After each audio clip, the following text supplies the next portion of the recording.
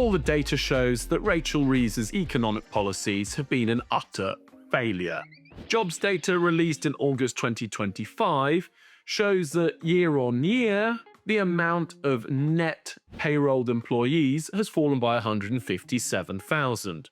What's very concerning is in this last year, especially in July, the public sector, who are reliant on taxation from the private sector, have employed a lot more people. The public sector employed 11,000 more administrators in July 2025 and also another 11,000 people into the education sector. Means you're running into debt and having to borrow. This is made even worse by the fact that public sector wages are increasing by 5.8% and private sector wages are increasing by 4.7%.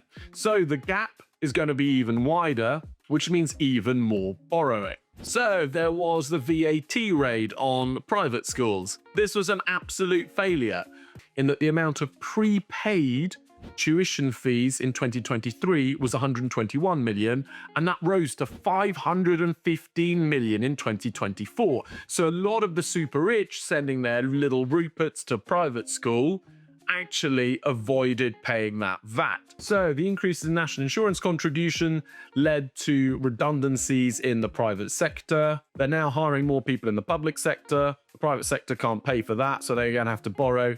And the VAT raid on private school fees also failed. Let's look at the minimum wage. I was talking to the managing director of a small manufacturing company, and he says his workers aren't happy.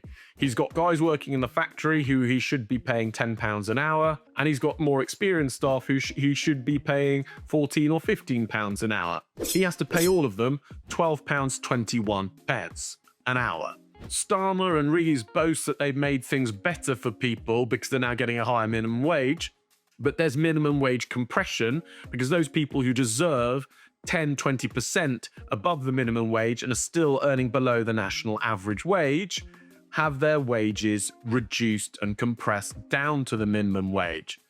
With this increase in public sector expenditure, you need to reduce public sector expenditure, and cutting civil servant pensions would be absolutely the obvious things to do.